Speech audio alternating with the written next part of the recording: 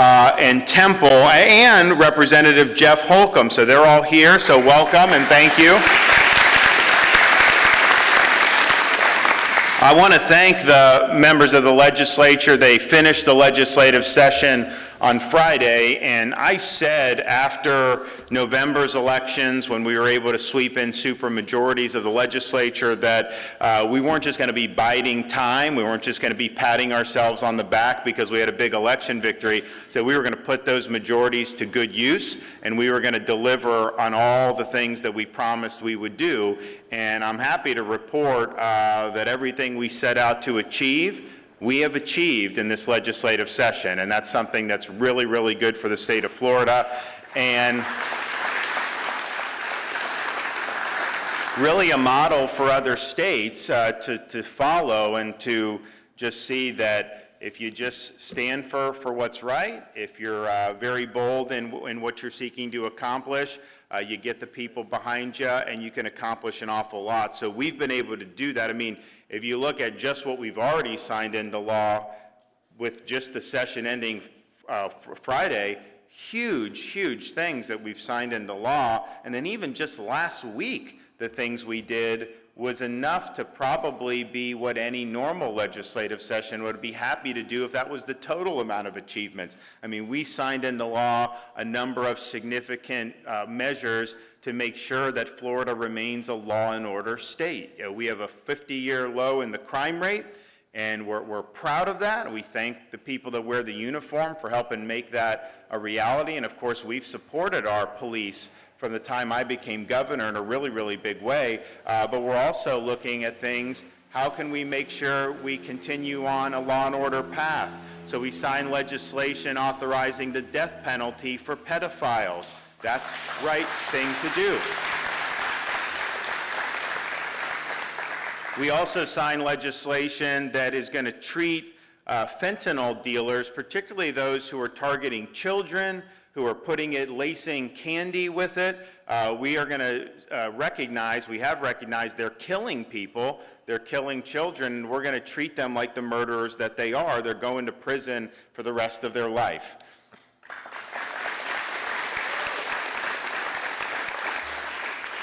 And then finally, just on last Monday, we signed legislation to say Florida is not going to be like New York and these states and eliminate cash bail where these people commit crimes. They put them right back on the street and they commit more crimes. No, we're going in the other direction, and we're going to ensure not only from the state's perspective that dangerous people are being held accountable, but we're not allowing some crazy judge to just release people. And so we're going to have really good protections in law, which is good. You know, the thing about it is even with Florida having the 50-year low crime rate, the people that do commit some of these bad crimes, they are people that have been cycled through. And you know, it's like if someone along the way had just thrown the book at them, then they would not have been committing these other crimes. And so we want to make sure that we shore up as best we can there. We also signed legislation last week recognizing, I mean, if you look at what's going on, the cost of things, I mean, we've had the worst inflation we've had in 40 years, and it's still going. Now they're raising interest rates again. That's not helping people's pocketbooks. But then you have things like medication and prescription drugs. So we were able to do a huge reform to these pharmacy benefit managers. They're middlemen that end up driving up the cost of people's drugs. They will even charge people higher copay sometimes than the actual drug itself cost in total. And that's not fair to consumers. It's also not good for our mom and pop pharmacies because they get squeezed as well. So that PBM and prescription drug transparency, that's going to make a difference. And that was something that the legislature was able to get through. There was a lot of lobbying against that because, you know, there's people got their fiefdoms and they make money off of it. And so they were able to do the right thing. And I think that's really, really significant. And then we also signed legislation kneecapping ESG in the state of Florida. If you look at what they're trying to do with this environment, social governance, at the end of the day, all it is a facade for them to impose a partisan agenda through the economy, through corporate America and these big businesses. And they're able to try to enact policies that none of you ever voted for. They're able to try to kneecap domestic energy production. They're trying to go after Second Amendment, all these little hobby horses that they have, and they want to kind of impose that without winning elections or without going through the ballot box or the constitutional process. And so we think the ESG agenda, the policies are bad, and we're pushing back against it. But we also think the entire concept of ESG, that you can simply ignore the electoral process and the constitutional process and change policy through corporate means, we think that that's fundamentally wrong. No social or economic transformation without representation. You have a right to be voting on people that are making these changes. And we have much more in the kitty over the next days and weeks, so stay tuned on that. And today is one example of Florida really leading the nation in terms of what we're doing to stop the influence of the Chinese Communist Party. I mean, if you think of where we are with respect to the CCP, they have established a position of economic might, of industrial hegemony, and their military is far stronger today than it was 20 or 25 years ago. They have a leader who's very ideological and is intent on expanding CCP influence, not just in their region, but even around the globe. Part of the reason we're in this predicament is because elites in our own country for a generation have sought short-term profits over long-term U.S. interest. They thought people were making money. That was good for some, and they didn't have a long view of how that would work in terms of America's industrial base here at home or America's security abroad. And so what's developed, I think, is a relationship that really lacks symmetry and reciprocity. China does not do trade with us. China dumps products here, and it's very difficult for our businesses to be able to access their market. That's completely at the whim of the CCP. So you really have an unfair trading relationship. They do dump products, they take our copyrights and they take our patents, and yet a lot of people have not done very much about it who've been in positions of authority to do so. So you see that, you see the imbalance, and you also see their ambitions here in the United States. They have had a concerted effort to acquire farmland throughout the United States. In fact, they were trying to acquire land in Florida in Levy County, and that ended up not working out, thankfully, because there was some opposition. But nevertheless, you see what they're doing. And I look at things like farmland.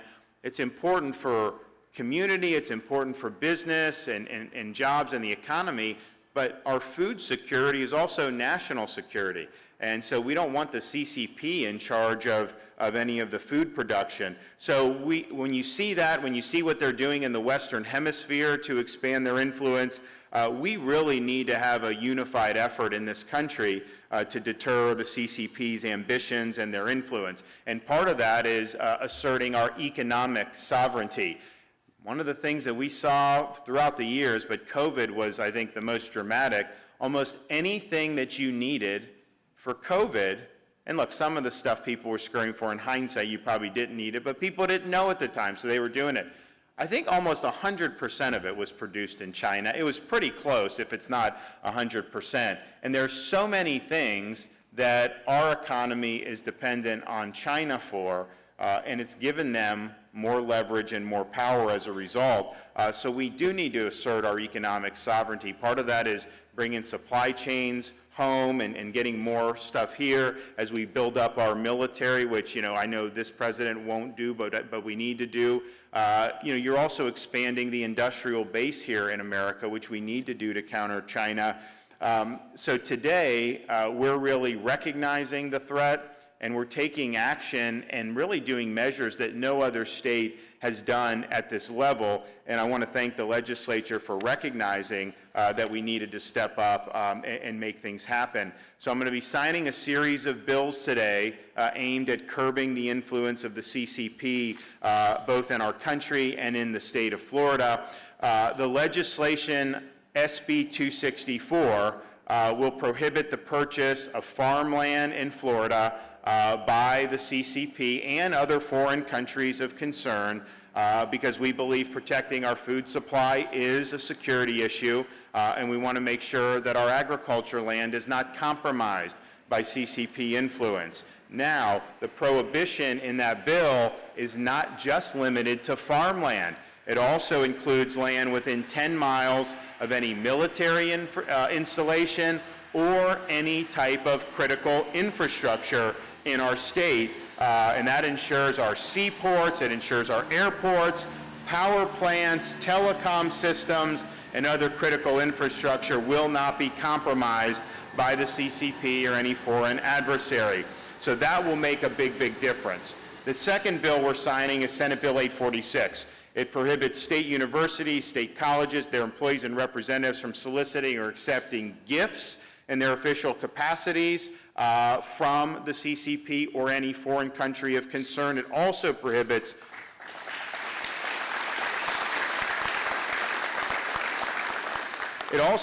state universities and colleges from accepting any grant from or participating in any agreement or partnership with any college or university based in a foreign country of concern. And part of that is because I think the CCP has done a really, really effective job at identifying some of the soft underbelly of American society and really focusing on academic infiltration and influence. And they've been able to expand their influence in academia tremendously, part of the reason because they're throwing a lot of money around. And so in Florida, we say, not here, not on our watch. And I think that that bill is going to be something that's going to be very, very significant.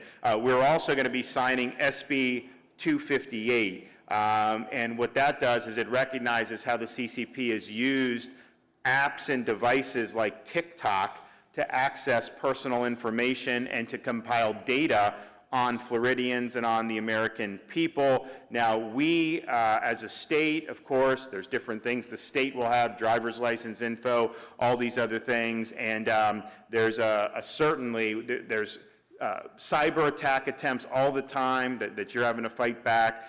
So you see, but what this is doing is it's blocking access to dangerous applications like TikTok on all government and education institutions, servers, and devices. Now, we did do from the state perspective, an executive order last year that covered not just TikTok, actually covered a lot. We weren't really using that in any of our state agencies, but we made sure that that was the case, as well as other related or similar applications. This codifies that in statute, but also applies it to all levels of government. So it's just not the state government, it's also local government, and it also does the state universities. And so if you're trying to get on the Wi-Fi or something with one of these CCP-backed apps, it's not going to let you go and do that. And we think that that's appropriate because we think whatever utility that these applications have is clearly outweighed by the benefit that the CCP gets from data mining and being able to collect information.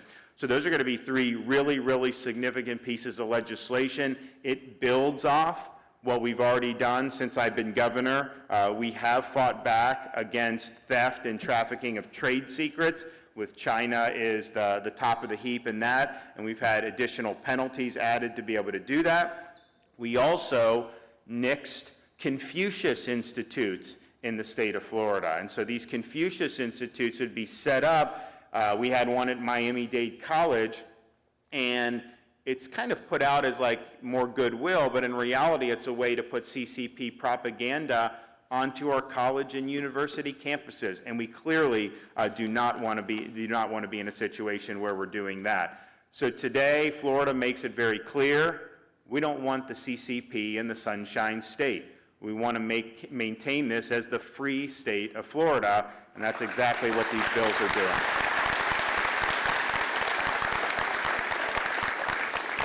So I want to thank everybody that's been involved with this. You're going to hear from some folks here, and then we'll go make it official. So we'll start with Commissioner of Agriculture, Wilton Simpson.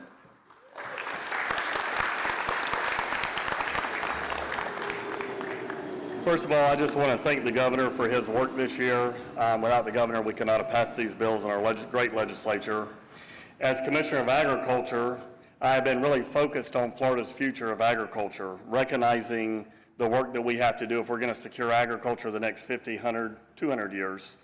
From rural and family lands, where we buy our development rights from our farmers so that we can continue to have that land and prosper as agriculture, to eliminating special tax assessments for our agricultural lands. And think about that for a second. Some of our counties tax agriculture like we're a big box store, and the governor's going to sign a bill later this year that is going to take that away from them. The farm team card. Every year your farmers, we try to put something in the budget for tax cuts towards your farmers. This year it was interior fencing and gates and things of that nature. We're going to have a card now that will go in their wallet that when they go to a store, you no longer have to fill out 4 or 5 sheets of paperwork to get the entitlement that you're entitled to based on the state of Florida. So those are very important long-term strategic thinkings for our agriculture community.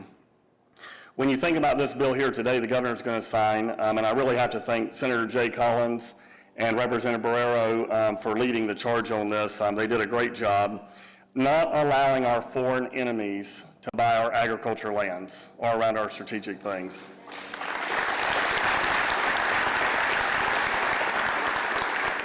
When we think of national security and we think about oil, we know oil is a national security issue. We have strategic supplies. And when it comes to food, though, we don't always think of it as a national security issue. So I challenge everyone here to think today, what would happen if there was 1 week of no groceries in the grocery store? You'd have chaos. In 2 weeks, you'd have total chaos.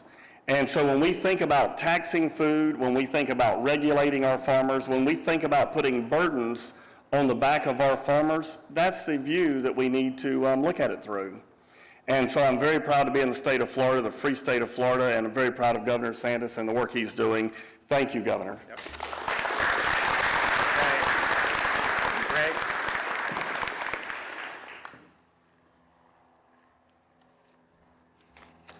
Good morning. Thank you, Governor.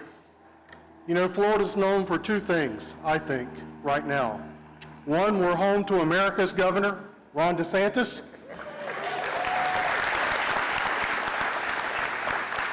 And 2, we are the freest state in the nation. And there are a number of organizations that have metrics around that, and you don't have to take my word for it, you can go look it up. But with freedom comes responsibility.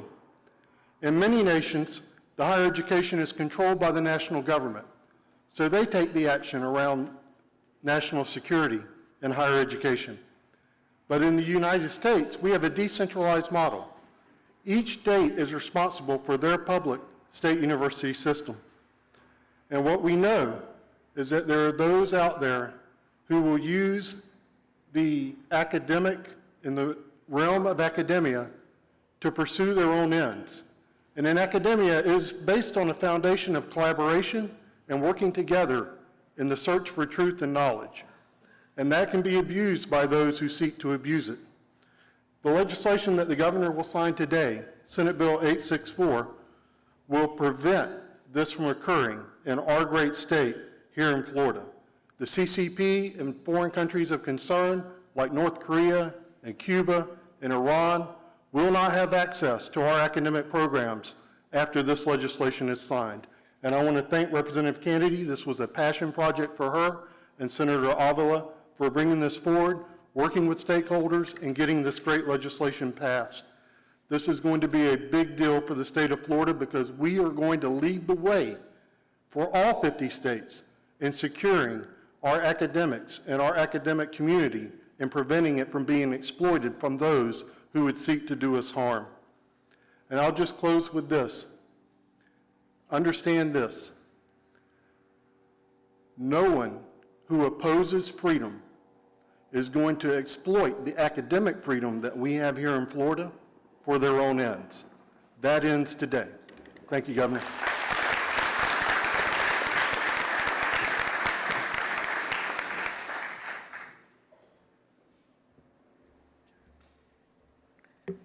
Thank you, Governor, and honorable senators and House of Representatives, ladies and gentlemen, good morning. My name is Chao Cho, Director General of Taipei Economic and Cultural Office. I want to share with you from Taiwan's viewpoint. And I must say, Florida and Taiwan enjoy a very close economic and trade tie. And we both also have a very sister state relationship since 1992. As the Taiwan continue to face growing military pressure and threat from Chinese Communist Party, we highly appreciate the governor and the government of Florida's unwavering and solid support to Taiwan. Taiwan will continue to stand tall and defend our own homeland, as we will continue to advocate our rights for legitimate and necessary participation in international community. For instance, Taiwan should not be excluded from WHO, the World Health Organization, because for this organization, when he established in 1948, the purpose is health for all. But Taiwan is not in it now. I think Taiwan has a will and capacity to join the WHO and work together with all the members to keep our world healthier and safer from disease. We thank the governor and the government of Florida for sustaining the partnership with Taiwan and upholding universal values of democracy and liberty for all. My office also looks forward to strengthening the cultural and educational exchanges with this vibrant and beautiful Sunshine State, just like Governor just mentioned. Thank you all allowing me this opportunity to share some words in this occasion. I wish you all the good health, happiness, and success. Thank you, Governor.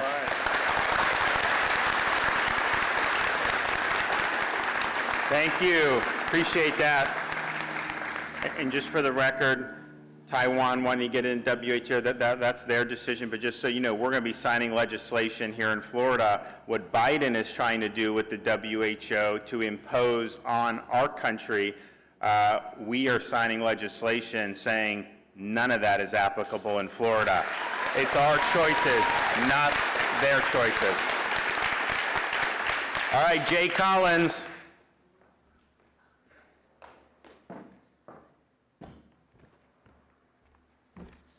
You have to excuse me, a little slow, a little hitch in the giddy up getting up here. I want to thank you all for being here today. I want to thank America's governor here. Thank you for your leadership.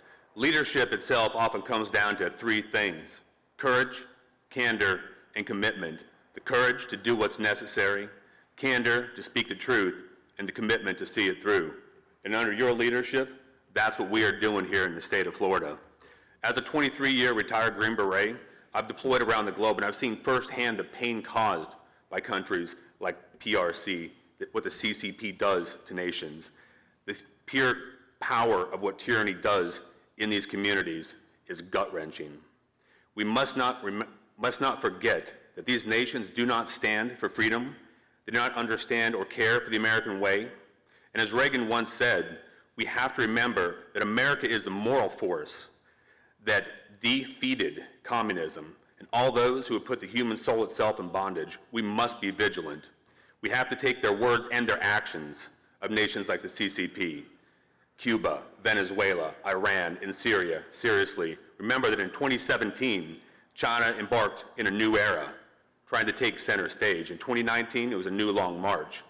This is the same nation that is setting up police stations to patrol American citizens of Chinese origin. They are accelerating military development and pushing for economic dominance via initiatives like the Belt and Road Strategy. And here in Florida, with Senate Bill 264, Florida is once again leading the way. As the governor mentioned, we are stopping the CCP from purchasing real property in the state of Florida. We are blocking countries of concern from purchasing farmland. We are blocking it from purchasing real estate, real property within 10 miles of critical infrastructure. Additionally, we're stopping government agencies from entering into contracts with countries of concern, and we're protecting electronic health records. And I want to leave you with one last statement. My first lesson as a Green Beret: we have to leave things better than we got it. And under our governor's leadership, and many in this state, we are doing just that. Thank you. God bless you.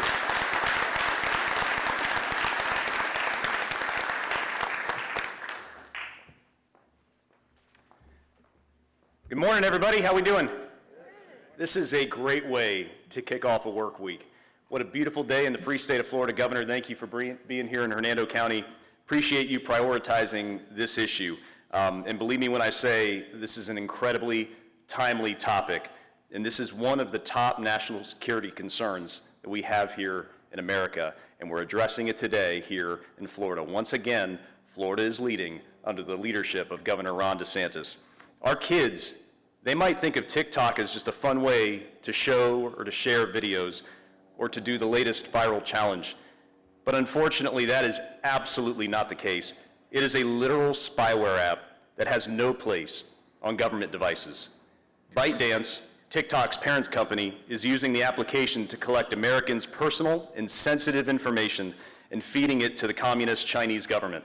Make no mistake, China is attempting to project power and is a very real near-peer competitor. The CCP's goal is to break us from within, whether that means Chinese spy balloons traversing the American continent, buying our lands, or stealing our information through cyber attacks or platforms like TikTok. We must be prepared, and we must be smart. As an officer in the U.S. Army Reserve, I understand the threat is real, and in Florida, we will be prepared. Thanks to the leadership of our great governor, we are once again leading the way in ensuring that Florida will be safe from these threats. As a former naval officer, and I believe the only sitting governor who is a combat veteran, Governor DeSantis understands this threat, and I applaud him for prioritizing our safety and security from those who seek to harm us. Thank you, Governor. Forward march.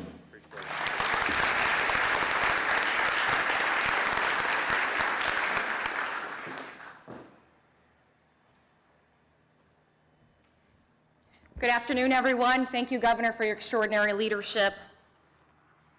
We are gathered here today because, once again, Florida is leading the nation. In an era where the Chinese Communist Party and other foreign enemies are increasing their extensive surveillance to gain any possible advantage against the United States, it is crucial to prevent hostile forces from gaining control of social media platforms that could easily be used against us. This bill is an effective plan of action to safeguard our state against the deceitful, digital spying, and manipulative activities of authoritarian governments such as the People's Republic of China, the Venezuelan regime of Nicolás Maduro, the Republic of Cuba, the Russian Federation, the Democratic Peoples of Korea, the Syrian Arab Republic, and the Islamic Republic of Iran. U.S. intelligence experts at the highest level have warned that TikTok is a Trojan horse of the CCP. In Florida, we take this threat very seriously, and this bipartisan measure will help safeguard the privacy of our residents against hostile foreign actors who are actively working to undermine our security. Floridians shall feel confident that our state devices will now be safer from espionage and other foreign threats. Legislation was introduced, we passed a bill, and the governor is signing it today. That is responsive government for people and for a stronger America. I encourage parents, guardians, teachers, and employers to echo our sentiment that TikTok is dangerous and that it is being used to undermine our country. Please tell our children about its dangers. I want to take this opportunity to thank Senator Danny Burgess for working with me on this extraordinary piece of legislation. Senator Burgess has been an incredible partner, and I am grateful for his dedication and service to our country. I also want to express my appreciation to Governor Ron DeSantis for his incredible leadership, for always caring for the security and the well-being of every Floridian.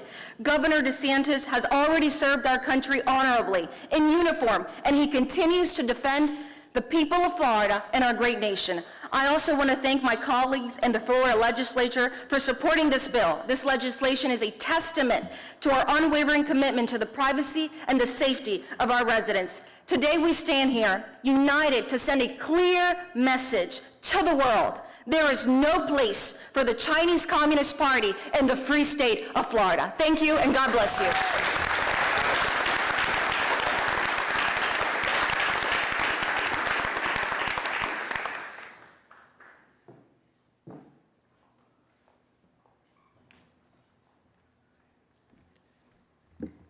Good morning. My name is David Borrero. I represent West Miami-Dade County. It's great to be in Hernando County, a little bit different. It's beautiful green grass. First of all, I want to thank you, Governor DeSantis. I'd also thank Senate President Pasadomo and House Speaker Paul Renner for pushing forward this very, very critical legislation. I think this legislation is going to prove to be among the most important over the next decades for the state of Florida.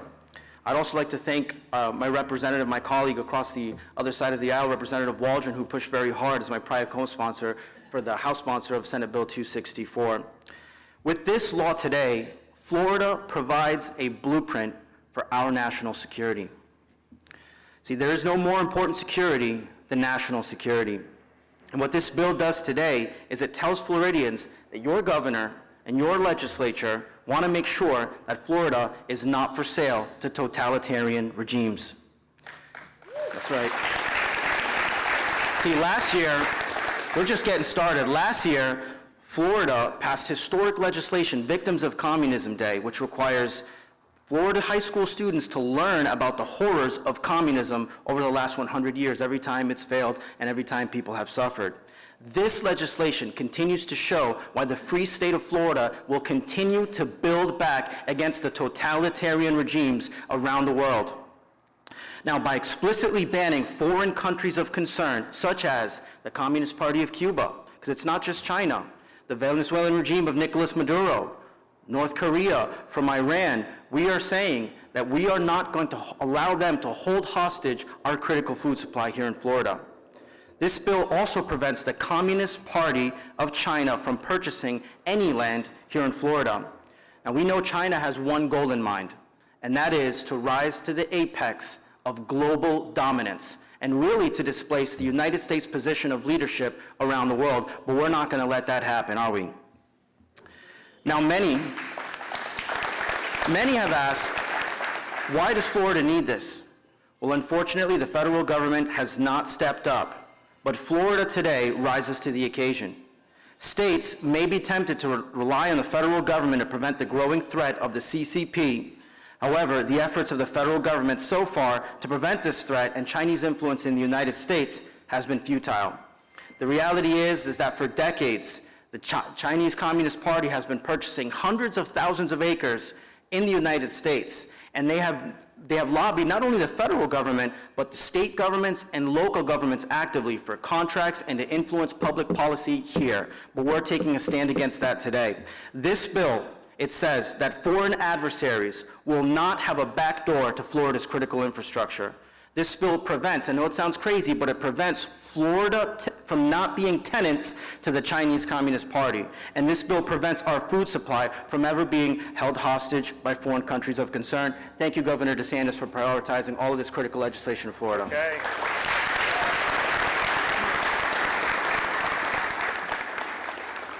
Well, I want to thank all the legislators who were involved. Also want to thank Speaker Renner and Senate President Kathleen Pasadomo, not just for this series of bills, but for being able to produce more significant policy victories than has ever been produced in one 6-month period in the history of our state.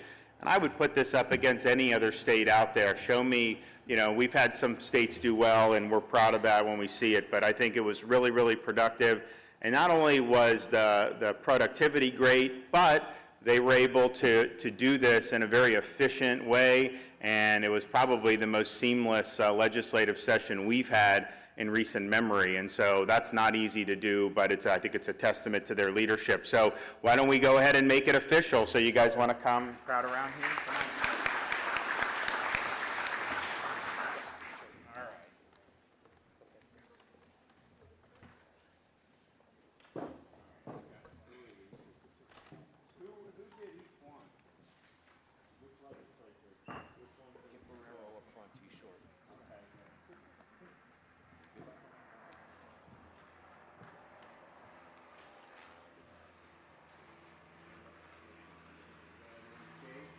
This platform is reinforced.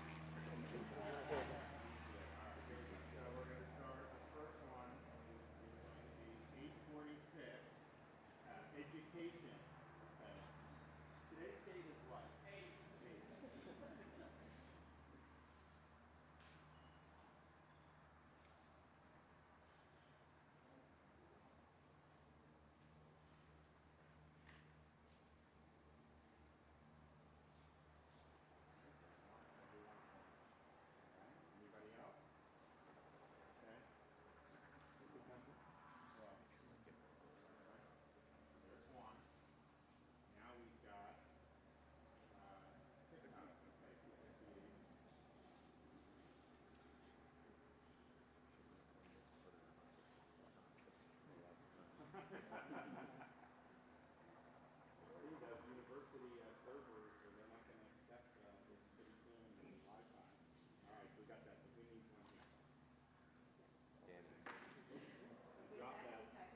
And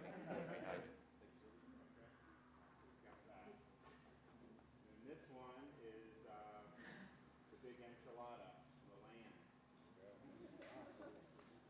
Farmland, and their military bases, critical infrastructure, coal mining.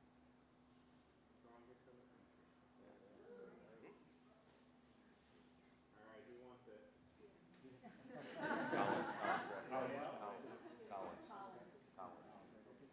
right, guys, well, I think this is a pretty good day's work here.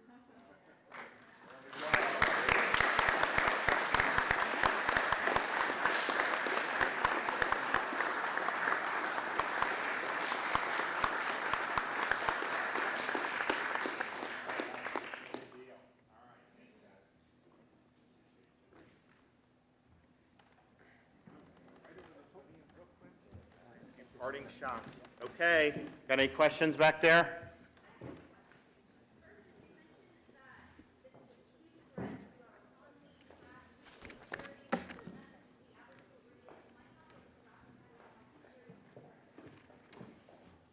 What I'd say to the average Floridian is your state government takes the security of this state very seriously, and there's a lot that the federal government needs to do, of course, and that goes for our border, which is a total disaster, and it's going to get worse this week, and it goes to having a strong military, it goes to protecting Americans from Chinese influence in the economy and make sure we have more economic self-sufficiency. And there's a lot that's been derelict over the years with that. And I think what we can tell Floridians is we're getting ahead of things.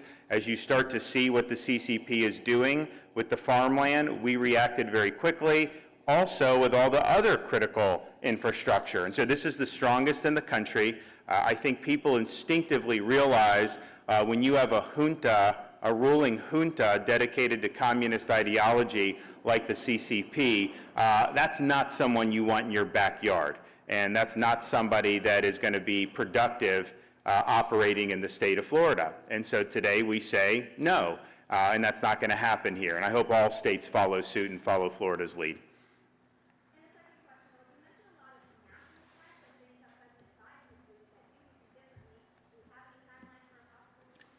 Well, what I would just say is this. I think if you look at some of the problems in our country, I think things have gotten very bad very quickly over just a short period of time. And I think a lot of it is due to a lack of leadership. I think it's due to adherence to left woke ideology, which will destroy this country if it's allowed to take hold everywhere. That's why we say Florida is where woke goes to die, because we fight back against it. And so...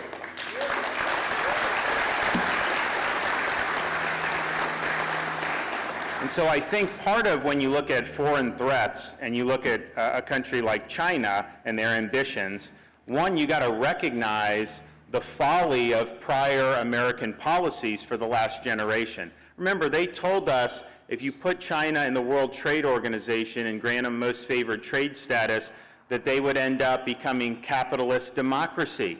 That's what these elites were saying would happen. In reality, China got much richer.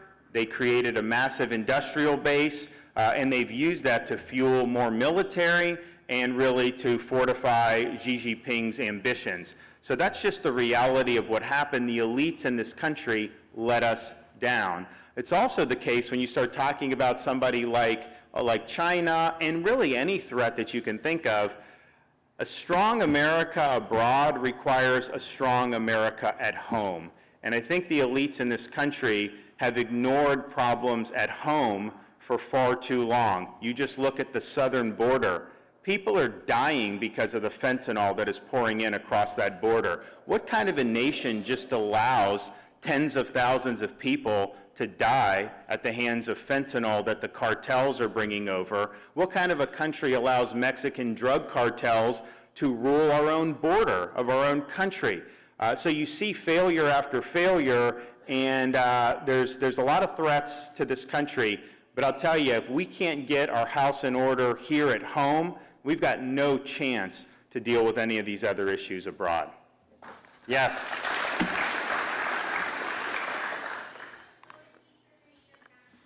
Excuse me?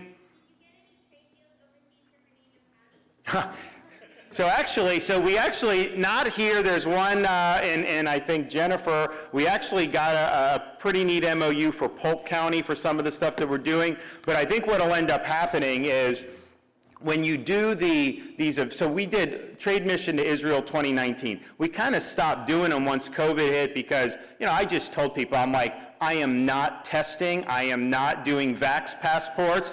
If you're not free, I'm not going there.